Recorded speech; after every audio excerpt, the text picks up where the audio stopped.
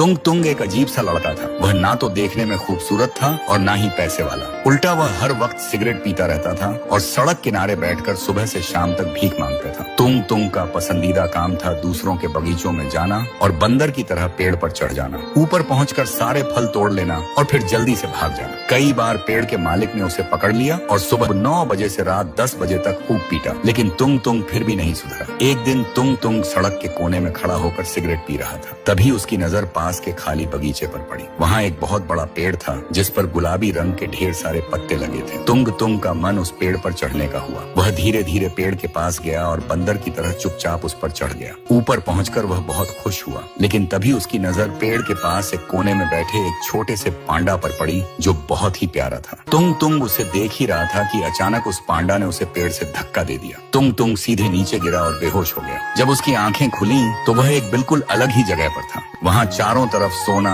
हीरे, महंगी गाड़ियाँ और बड़े बड़े खूबसूरत पेड़ थे। यह सब देखकर तुंग तुंग खुशी से पागल हो गया। वह दिन उसके लिए सबसे खास दिन था। उस रात वह उसी जगह के ख्यालों में खोया रहा। उस दिन के बाद से तुंग तुंग हर रोज वहाँ जाने लगा और मस्ती करने लगा। उसने सिगरेट पीना भी छोड़ दिया था और अब वह खुश रहने लगा था। लेकिन उसकी यह खुशी ज्यादा दिन टिकने वाली नहीं थी। एक सुबह तुंग तुंग उस जगह पर खेल रहा था कि उसे लगा जैसे कोई उसे देख रहा है। उसने इधर उधर देखा तो वही पांडा दिखाई दिया। तुंग तुंग हैरान रह गया। वह धीरे से पांडा के पास गया और बोला, तुम्हारा शुक्रिया मुझे इस जगह तक पहुंचाने के लिए। पांडा ने धीरे से कहा, मुझे तुमसे एक मदद चाहिए। तुंग तुंग और भी हैरान हो गया और बोला, तुम बोल भी सकते हो? तभी वह पांडा अचानक एक आदमी में बदल गया। उसने कहा, मेरे इस जंगल को बचा लो वरना बनी बाबू इस जंगल को लूट लेगा। तुंग तुंग ने पूछा, यह बनी बाबू कौन है और वह जंगल को क्यों खत्म करना चाहता है? उस आदमी ने कहा, बनी बाबू एक बहुत बड़ा चोर है। वह मेरे जंगल का सारा पैसा चुराना चाहता है और यहाँ एक मिल बनवाना चाहता है। तुंग तुंग उसकी बात सुन ही रहा था कि तभी वहाँ बड़ी बड़ी गाड़ियाँ आकर रुकी। उनमें से बनी बाबू उतरा